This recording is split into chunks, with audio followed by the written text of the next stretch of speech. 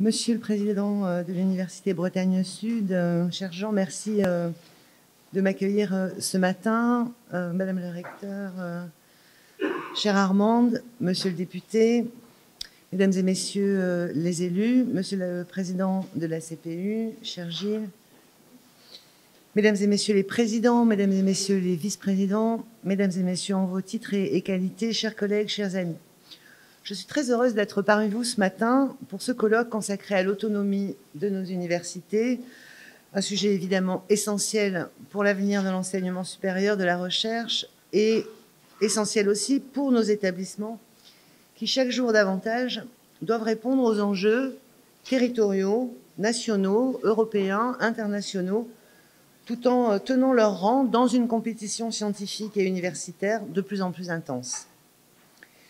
Aujourd'hui, nous ne célébrons pas l'anniversaire d'une réforme achevée, car l'autonomie, ce n'est rien d'autre qu'un chemin, une longue marche même, selon la formule de Christine Musselin, une marche qui a connu une étape décisive en 2007 et qui se poursuit depuis lors.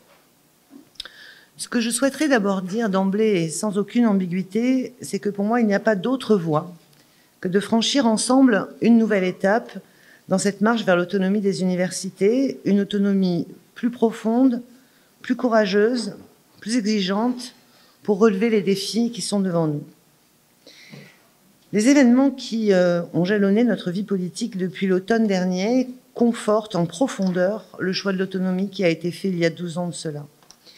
Ces événements mettent en effet en évidence les limites des politiques publiques lorsqu'elles sont uniformes et rigides, et appelle plus que jamais la science, la recherche, la connaissance au service du refondement d'un pacte social du XXIe siècle.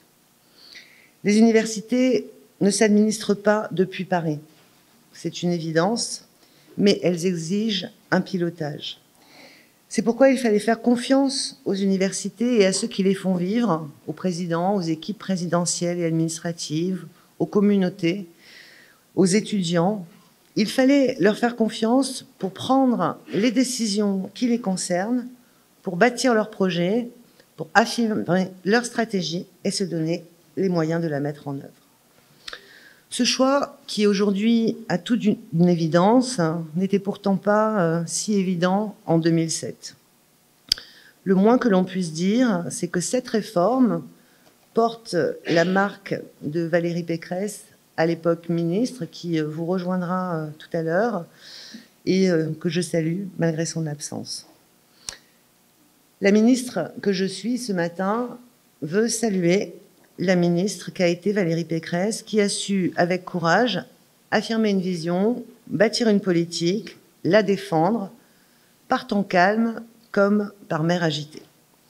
Le temps et les faits lui ont donné raison. Mais l'autonomie, nous la devons aussi à ceux qui l'ont faite, aux présidents, individuellement et collectivement, bien sûr, à leurs équipes qui s'en sont saisies et qui ont su construire avec leur communauté l'accession aux responsabilités et compétences élargies. Là aussi, rétrospectivement, les choses peuvent paraître simples et évidentes. Pourtant, pour ceux qui s'en rappellent, ce fut un immense chantier, un déplacement considérable qui a mobilisé pendant des mois et des mois toutes les énergies. Le résultat, nous le connaissons, l'autonomie aujourd'hui est un acquis, un socle que presque plus personne ne songerait à remettre en cause.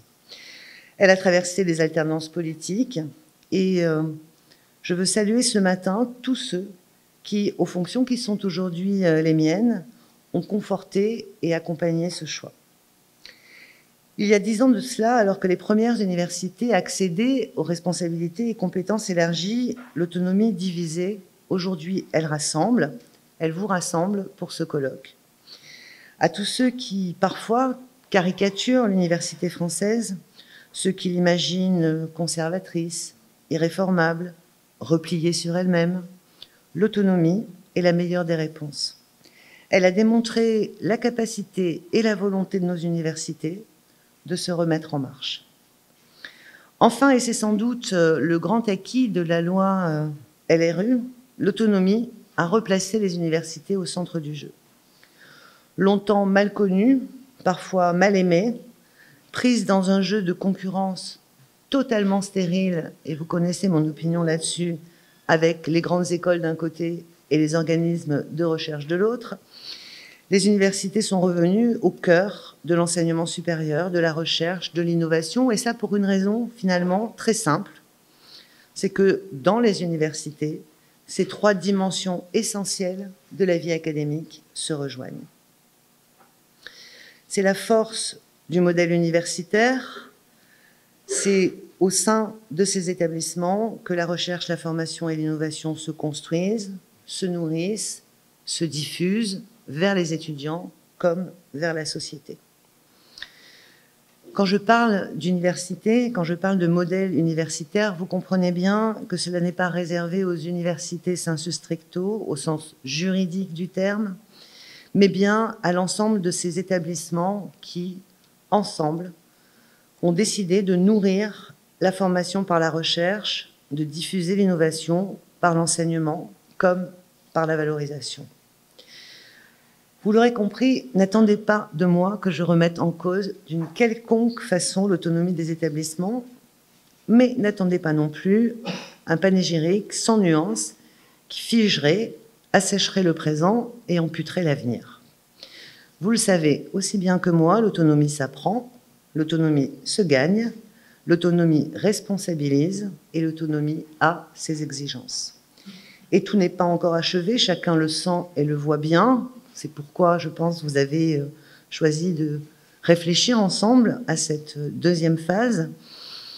Et je le sais aussi, il arrive encore à l'État de souhaiter faire à la place des universités, et il arrive aux universités de souhaiter que l'État se substitue à elles. On ne corrige pas aisément des habitudes vieilles de plusieurs décennies, et il arrive également parfois que certaines ambiguïtés refassent surface.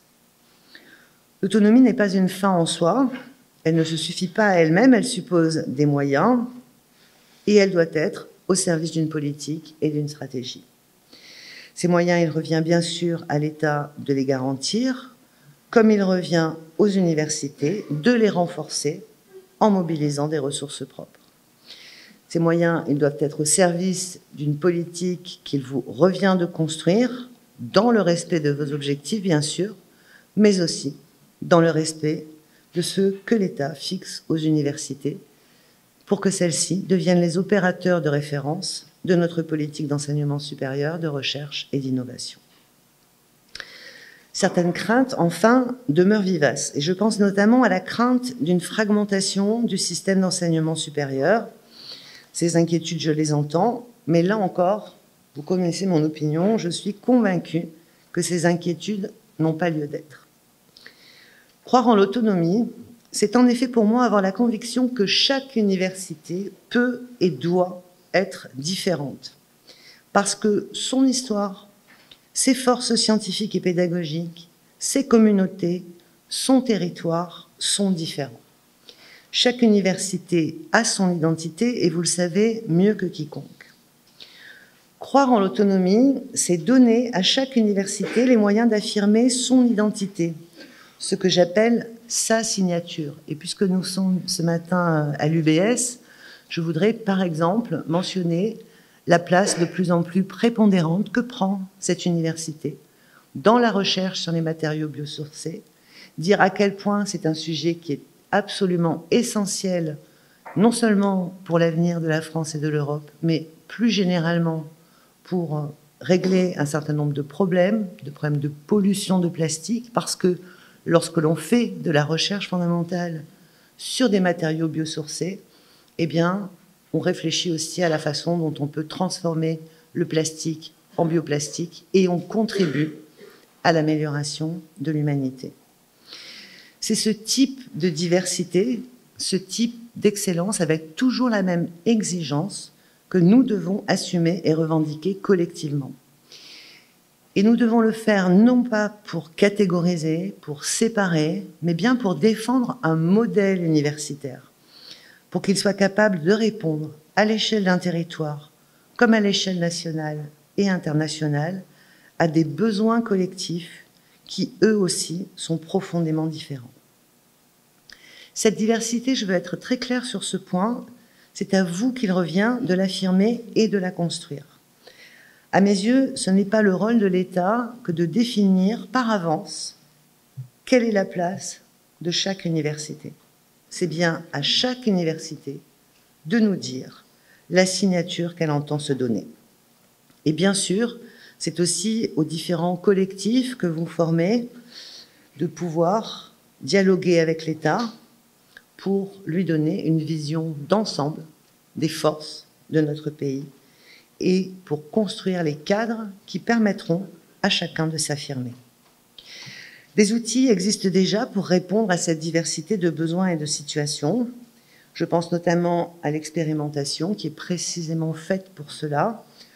Nous l'avons utilisée pour travailler ensemble autour de dynamiques de rapprochement. Nous l'avons utilisée pour mettre en place un nouveau dialogue stratégique entre les établissements et l'État. Nous pourrions le faire dans d'autres domaines si cela avait du sens à vos yeux. Le temps est donc peut-être venu, 10 ans plus tard, d'un acte 2 de l'autonomie, et je crois que nous avons en fait commencé à en faire ensemble la démonstration au cours des 18 derniers mois, même s'il faut encore aller plus loin. Pour illustrer le renforcement de l'autonomie que nous avons d'ores et déjà accompli, je dirais d'abord un mot, car je me suis déjà beaucoup exprimée à ce sujet, de la réussite des étudiants. L'année dernière, un pas important a été accompli avec la loi Orientation et réussite des étudiants et les arrêtés licence qui engagent davantage les établissements dans l'accompagnement des lycéens et des étudiants. Et je tiens une fois de plus à saluer le formidable travail de préparation, de description des formations, de description de leurs attendus qui a été réalisé et qui permet aux futurs étudiants de mieux s'orienter, de mieux réussir, lutter contre l'accès inégal à l'information et bannir l'autocensure, c'est déjà une réussite à mettre au crédit de la loi ORE. Le constat est le même avec la mise en place du contrat de réussite pédagogique et de la direction des études. Là encore, l'objectif était de laisser une véritable autonomie aux établissements pour qu'ils puissent adapter leur offre de formation au plus près du profil et des projets de chaque étudiant. Se mettre en capacité d'accueillir et de mieux faire réussir la diversité de nos étudiants. C'est aussi tout l'esprit qui soutient la réforme de la PACES, actuellement discutée à l'Assemblée, créer de nouveaux modes d'accès aux études de santé. C'est crucial quand on sait le gâchis que représente souvent la sélection actuelle et je dirais même le taux d'écœurement qu'elle peut générer. Nous devons en finir avec une formation en santé formatée, aux attendus ni convaincants, ni aux évaluations dont il est difficile de savoir finalement ce qu'elles révèlent comme compétences réelles. Mais la réussite des étudiants, c'est aussi leur qualité de vie, et là encore, vous avez un rôle essentiel à jouer grâce à la contribution vie étudiante et de campus. C'est cette année 130 millions d'euros que vous pouvez consacrer à l'amélioration des conditions de vie des étudiants au travers des CROUS, au travers des établissements. La CVEC permettra un investissement sans précédent, un investissement qu'il vous appartiendra, là encore, dans le cadre de votre autonomie, avec vos étudiants, de définir. Cela pourra passer par le soutien des engagements locaux, des activités sportives, artistiques, culturelles, le financement du Fonds de solidarité et de développement des initiatives étudiantes. Vous le savez, le décret et la circulaire qui viennent de paraître vous reconnaissent une très large marge de manœuvre et vous invitent aussi à donner une priorité forte aux actions en faveur de la santé des étudiants, qui est au cœur du plan étudiant et qui est une préoccupation permanente pour le gouvernement. Nous pouvons et nous devons faire mieux en renforçant les actions, en les coordonnant mieux. Mais au-delà de la réussite des étudiants, il importait également que le renforcement de l'autonomie permette aux établissements de développer justement leur propre signature. C'est pourquoi, en 2018, nous avons travaillé en ce sens pour élaborer l'ordonnance relative aux nouveaux instruments de politique de site. Nous avons mis à votre disposition de nouveaux outils pour initier des regroupements, des rapprochements, des fusions, à même de soutenir vos projets de formation et de recherche et de développer votre ancrage local et votre rayonnement international. Et là aussi, rien n'aurait été possible sans la reconnaissance préalable de l'autonomie des universités, et vous êtes nombreux à vous être saisis de cette nouvelle opportunité. En dépassant les cultures institutionnelles, en dépassant les cultures disciplinaires, vous vous êtes emparés de cette ordonnance, et si nous parvenons ainsi à créer de nouvelles universités transcendant la coupure historique entre université et école, alors nous aurons aussi franchi une étape décisive. Avec cette ordonnance, vous avez aussi développé des coopérations inédites entre établissements, collectivités, acteurs du territoire, de la recherche, de l'innovation. Et je dois le dire, je suis heureuse et même fière d'avoir vu, en l'espace de quelques mois à peine, émerger des projets à la fois très originaux et qui font profondément bouger les lignes. L'Université de Paris, créée officiellement aujourd'hui, puisque son décret constitutif est paru hier au Journal officiel, en est le premier exemple. Et je voulais ce matin avoir un mot particulier pour Christine Clérici, Frédéric Dardel et Marc Chaussidon, qui ont porté ce projet. Ils vous confirmeront, si besoin était, que le ministère tout entier s'est mis en ordre de marche pour accompagner leur projet et permettre sa réalisation juridique dans des délais records. Je veux saluer Brigitte Plateau qui s'est, vous le savez, engagée sans réserve avec ses équipes dans la rédaction et la mise en place de l'ordonnance et dans l'accompagnement des établissements. C'est ainsi que nous devons travailler ensemble. Cette politique de site consolidée par l'ordonnance trouvera un écho particulier en matière de recherche et de rayonnement scientifique. Et vous aurez noté, j'en suis certaine, que j'ai souhaité affirmer d'emblée une évidence dont certains semblent encore parfois douter. Les universités sont et doivent être partie prenante, au même titre que les organismes, de la préparation de la loi de programmation de la recherche. C'est la raison pour laquelle j'ai souhaité que nombre d'entre vous puissent être engagés dans les groupes de travail. Manuel Tunon-de-Lara, Sylvie Retailleau, Patrick Lévy, Pierre Musenard, Mohamed Amara et Alain Fuchs sauront, j'en suis certaine, faire entendre la voix des universités dans la construction de cette ambition nouvelle pour notre recherche. Et au-delà, c'est bien la voix de chacun d'entre vous, de chacun des membres de vos équipes, de chaque membre de la communauté universitaire au sens large que nous souhaitons entendre grâce à l'ouverture d'une plateforme de consultation sur laquelle il est évidemment important que vous puissiez contribuer. C'est une occasion unique et je souhaite qu'à travers vous, les communautés concernées se sentent largement associées dans cette démarche. Je compte sur vous pour inviter chacun dans vos établissements à y participer. Vous le savez, c'est un enjeu crucial pour la recherche, pour les universités, car seule une recherche de très haut niveau permettra aux établissements de renforcer leur rayonnement international, un rayonnement international qui nécessite également que chacun puisse être mis en capacité de développer sa propre stratégie d'attractivité. C'est dans ce sens que j'appelle à une nouvelle alliance entre les universités, les écoles, les organismes, entre les enseignants-chercheurs et les chercheurs. J'attends de vous que vous participiez pleinement à cette consultation ouverte pour donner corps à cette nouvelle alliance. Car même si la France a des atouts historiques indéniables, nous ne pouvons pas nous permettre de ne rien faire et de compter sur la marque France. Cette marque, elle existe bien sûr, mais d'autres se développent et concurrencent fortement nos formations et notre recherche.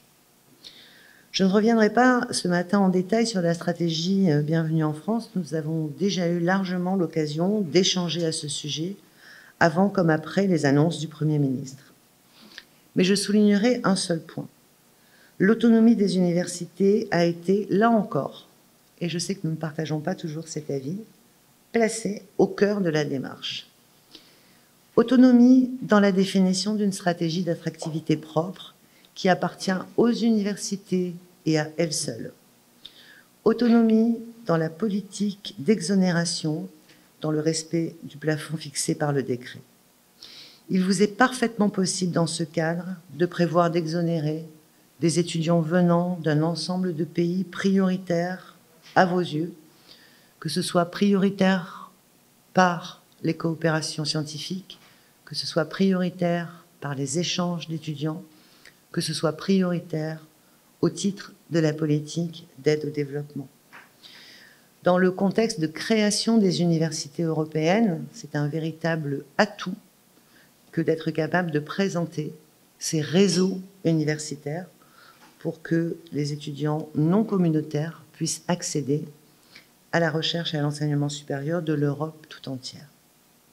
Autonomie aussi dans la mise en œuvre de cette politique qui vous permettra de prévoir des exonérations totales ou partielles, de choisir d'accompagner tel ou tel public, de mettre en place des financements pour les étudiants les plus brillants, de mettre en place des montants différenciés de droits propres à votre établissement. Le décret ne fait que fixer les limites à ne pas franchir pour cela. Autonomie enfin dans la montée en charge progressive de la réforme. La liberté d'exonération qui vous est donnée, vous le savez, vous permettra de la mettre en œuvre à votre rythme. Et cette autonomie des universités s'exerce bien sûr dans un cadre global fixé par l'État avec un objectif: mieux accueillir les étudiants internationaux, accueillir plus d'étudiants internationaux, et ce, à un moment où la concurrence s'accroît et où nos pratiques dans ce domaine ne sont largement pas au niveau des standards internationaux. Vous le savez, j'entends et je respecte les interrogations de principe qui ont pu être formulées. Et si je ne les partage pas, c'est qu'en matière d'accueil des étudiants internationaux, nous devons passer là aussi des paroles aux actes. Pour cela, il faut des moyens. C'est pas Gilles qui a écrit mon discours. Et ces moyens, le gouvernement ne sait pas, sur le long terme, les dégager autrement qu'en construisant avec vous un système redistributif. Pour permettre néanmoins d'amorcer les choses, ce sont 10 millions d'euros qui sont d'ores et déjà en jeu. Comme je m'y étais engagée, la moitié de cette enveloppe a été notifiée ces derniers jours pour soutenir financièrement la mise en place ou la montée en puissance de bureaux d'accueil pour les étudiants internationaux, et 5 millions d'euros supplémentaires seront engagés sur la base d'un appel à projets simplifié. Je sais que vous aurez à cœur de vous saisir de ce sujet, comme vous vous êtes saisi de l'appel à projets sur les universités européennes, et je dois le dire là aussi, les initiatives ont été nombreuses et particulièrement remarquables. Et ce faisant, vous n'ignorez pas, vous envoyez un formidable signal en France, mais également en Europe. À l'heure du doute, à l'heure du repli sur soi, à l'heure des raccourcis et des contre-vérités, qui consistent le plus souvent à caricaturer plutôt qu'à prendre le temps d'expliquer, vous avez fait le choix de poursuivre votre développement en affirmant clairement la nature profondément européenne de nos établissements d'enseignement supérieur. Nous en avions besoin, car là aussi, ce sera un atout formidable pour renforcer la projection internationale. Au début du mois, la Commission européenne avait reçu 54 candidatures, 22 d'entre elles contenaient un établissement français. Je vous en remercie très sincèrement.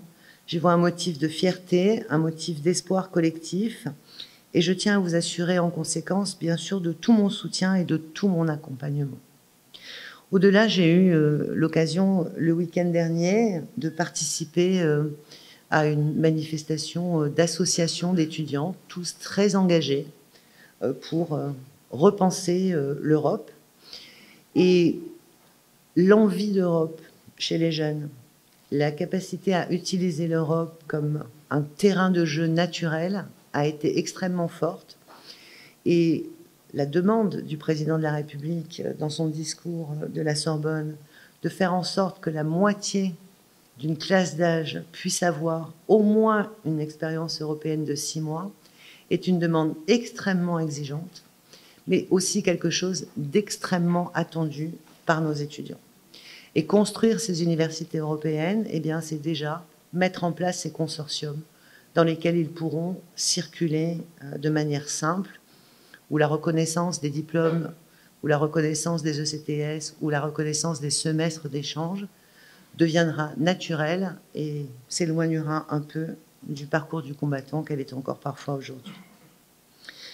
Vos initiatives pour organiser ces candidatures illustrent bien l'esprit qui préside à l'autonomie des universités. C'est la liberté de choisir, c'est le devoir d'organiser son activité et d'anticiper son développement. Et c'est la dernière caractéristique sur laquelle je crois important d'insister ce matin. L'autonomie induit la responsabilité et donc l'évaluation, interne ou externe. Et là encore, ce n'est pas un hasard si la loi de 2007 s'intitule « Loi relative aux libertés et responsabilités des universités ». Comme je l'ai déjà dit plusieurs fois, on ne peut pas donner leur autonomie aux universités sans leur donner les moyens de l'exercer.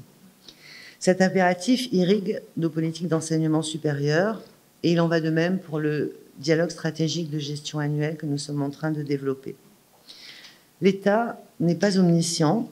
Nos échanges réguliers sont nécessaires pour que nous puissions établir et mesurer vos priorités stratégiques et que nous puissions vous soutenir en conséquence. Mais c'est vrai que faire des choix, ce n'est pas la chose la plus simple et que accepter qu'une évaluation soit autre chose dans nos esprits collectivement qu'une sanction, mais soit bien la capacité d'accompagner la progression de chacun, et que je parle de l'évaluation des établissements ou que je parle de l'évaluation des étudiants, pour moi, c'est le cœur de ce que doit signifier une évaluation. Eh bien, ça me paraît vraiment très important que là aussi, un travail soit fait. Vous le savez, et nous l'avons souvent aussi constaté, l'allocation des moyens reconduite d'année en année n'est pas la forme optimale d'allouer les moyens. Ça ne permet plus, depuis longtemps déjà, de prendre en compte les projets et les singularités de chaque établissement. Nous en sommes arrivés au point où la subvention de l'État n'est plus là que pour couvrir, plus ou moins, les charges financières. Là où les appels à projets, lorsqu'ils existent, permettent de prendre en compte vos ambitions spécifiques, là où un véritable dialogue stratégique permet de soutenir vos priorités. Le fossé qui s'est creusé entre l'allocation budgétaire et la politique d'établissement, nous souhaitons commencer à le combler avec ce dialogue stratégique qui s'inscrit lui-même dans le cadre d'un nouveau dialogue contractuel, un dialogue ambitieux, un dialogue responsable, un dialogue qui dit les choses et surtout qui en tire des conséquences. Je sais que ces conséquences, très souvent, les gens les réduisent à des questions financières, mais vous savez évidemment que ce n'est pas tout. Ces conséquences, elles doivent aussi être tirées sur le terrain et elles doivent nous permettre d'interroger notre capacité à accompagner les établissements pour conduire plus efficacement leur stratégie. Vous le savez, une réforme territoriale de l'État est lancée.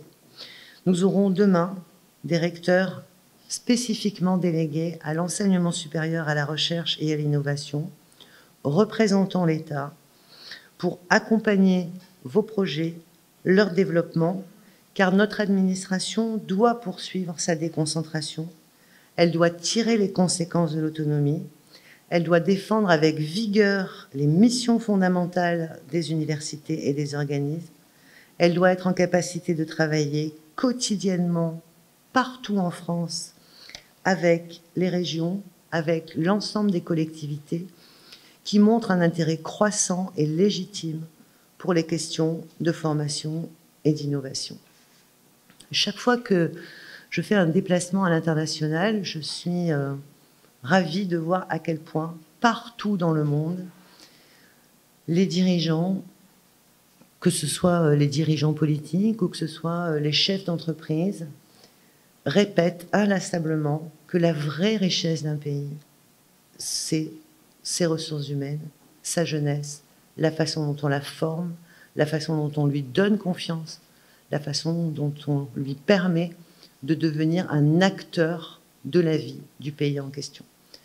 En France, pendant trop longtemps, les universités n'ont pas été considérées comme des moteurs de développement des territoires. Je crois que les choses ont commencé à changer. Et si ces choses ont commencé à changer, c'est aussi grâce à vous, grâce à votre capacité à mieux expliquer ce qu'est l'enseignement supérieur, la recherche et l'innovation. Et sur ce sujet, comme sur tous les autres, il ne faut rien s'interdire.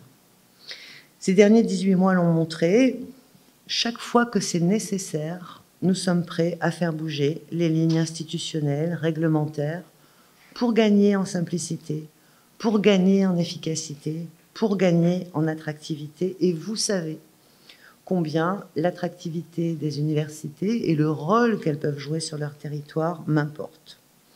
Et vous savez aussi combien je regrette la caricature que l'on fait parfois de nos établissements. C'est donc à nous de montrer que nous sommes collectivement capables de changer le regard trop classiquement porté sur les universités. C'est une nouvelle manière de vous faire confiance, de vous mettre en responsabilité, de vous accompagner pour que vous puissiez tirer toutes les conséquences de votre autonomie. Cette confiance, qui est si chère à mon mode de fonctionnement, elle n'est néanmoins pas innée, elle se gagne. Car une réelle autonomie repose nécessairement sur la capacité des établissements à évaluer la qualité de leur offre de formation, la qualité de leur recherche, à challenger en permanence leur stratégie, là encore, pour en tirer des conséquences et pour s'améliorer. Je parle autant d'évaluation interne que d'évaluation externe par la CERS, qui, selon moi, doit de plus en plus constituer une agence de mesure pour que vous puissiez savoir où en est votre établissement. J'ai eu l'occasion de le dire récemment pour la licence, mais cela concerne tous les domaines, la qualité de la formation et de la recherche, la qualité et la pertinence des stratégies, la qualité de la gouvernance. Voilà tout ce qui doit être évalué, tout ce qui doit être dit clairement, une fois encore, pour vous permettre de progresser. Pour le dire encore autrement, l'autonomie de nos universités ne réalisera son plein potentiel que dans cet effort constant d'utilisation de tous les outils déjà mis à votre disposition, d'évaluation des résultats en toute transparence, car la transparence, c'est le corollaire essentiel de l'exercice plein et entier des libertés qui vous sont garanties. Je terminerai mon propos par quelques pistes qu'il nous faudra explorer ensemble pour renforcer encore davantage l'autonomie des universités et ses effets vertueux. Mais j'attends surtout de vous que vous me disiez comment vous souhaitez vivre cette autonomie. Voilà ce que j'appelle réaliser le plein potentiel de l'autonomie des universités, et voilà ce qu'on pourrait appeler l'acte 2 de l'autonomie. Certains d'entre vous, je le sais, ont exprimé leur intérêt pour un travail spécifique autour des questions d'emploi, de carrière, de gestion des ressources humaines. Je suis prête à l'engager, à travailler avec vous, afin d'identifier ce qui pourrait avoir du sens dans l'intérêt des agents, comme dans celui des établissements.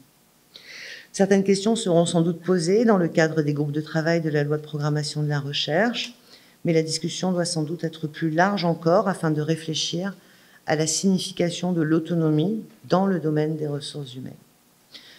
Nous devons également identifier ensemble les obstacles qui viennent parfois limiter vos initiatives, lorsque vous souhaitez mieux reconnaître l'implication de personnel dans les activités d'enseignement ou de recherche.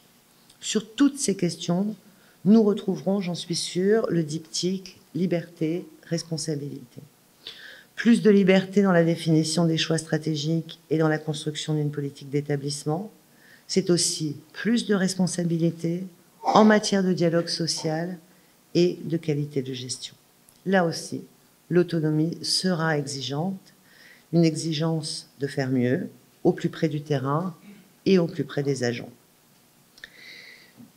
Vous savez que c'est un projet qui me tient particulièrement à cœur. Je crois que nous devons aussi dès maintenant réfléchir collectivement aux moyens de mieux répondre aux besoins en formation professionnalisante dans nos territoires, pour les jeunes évidemment, mais aussi par le développement de la formation tout au long de la vie.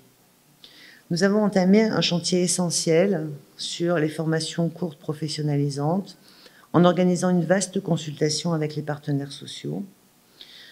Les IUT au sein des établissements connaissent un succès croissant et nous souhaitons nous assurer que les étudiants titulaires d'un baccalauréat technologique puissent davantage y accéder, tout comme les bacheliers professionnels doivent pouvoir accéder et réussir en BTS.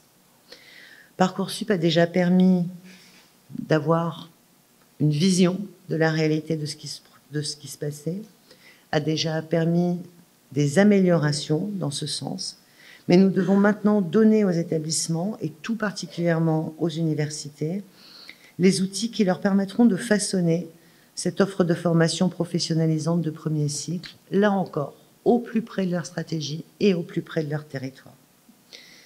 Cette offre de formation sera une nouvelle illustration de l'autonomie pédagogique des établissements et d'une compréhension évolutive de ce qu'est un parcours de formation.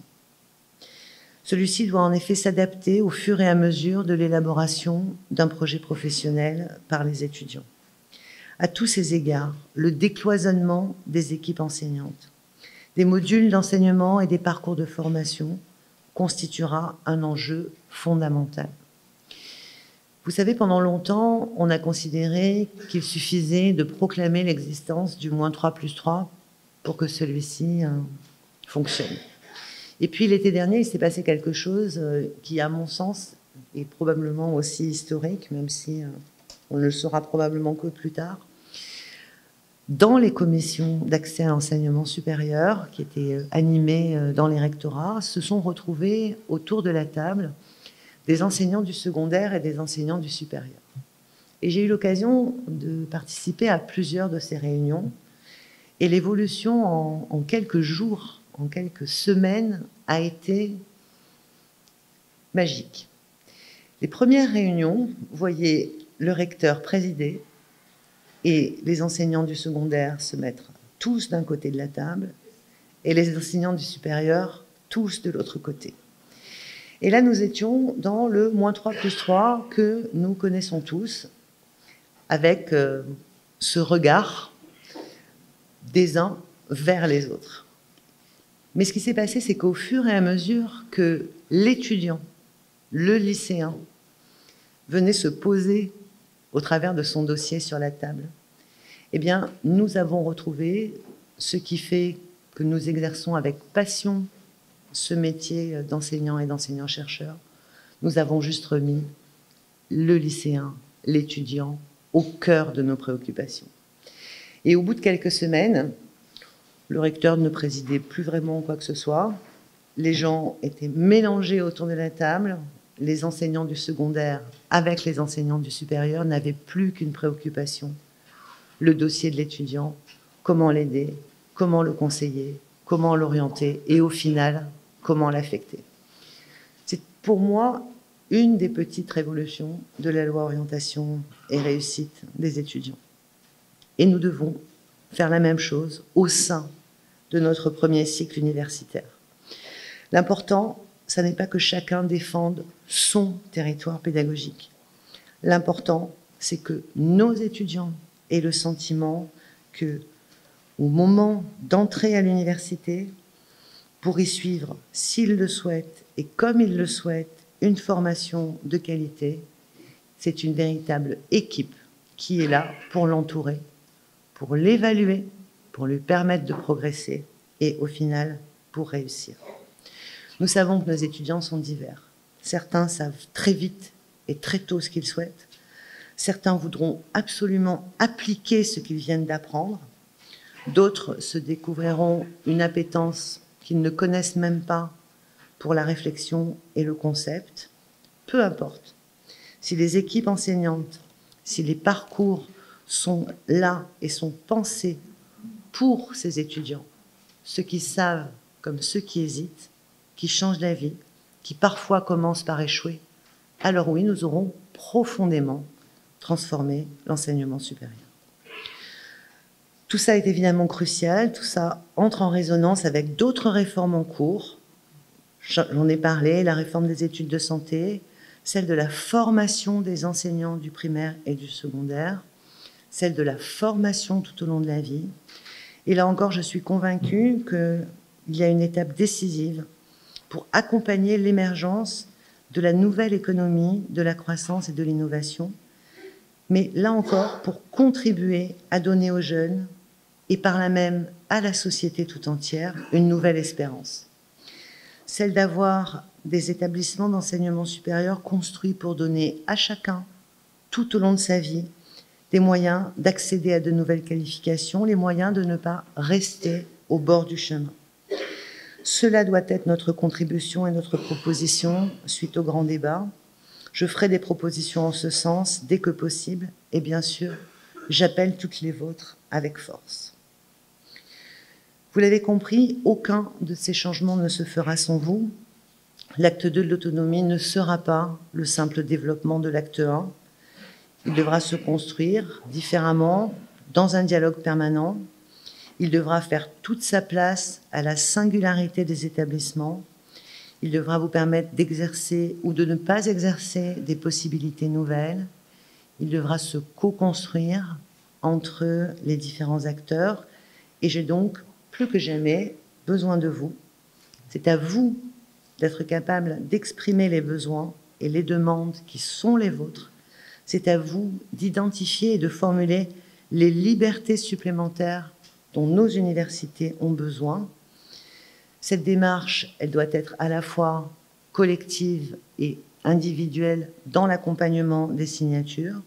Je sais que la CPU y tiendra toute sa place. Elle doit partir des besoins individuels qui sont exprimés. Nous devrons étudier ceux qui pourront se généraliser. Elle pourra prendre la forme d'expérimentation.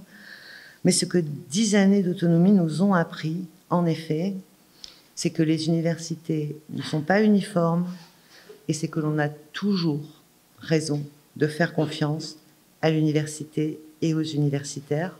C'est le socle de notre relation et c'est sur cette confiance, j'en suis certaine, que nous saurons bâtir cet acte 2 et que nous le ferons ensemble. Merci à tous.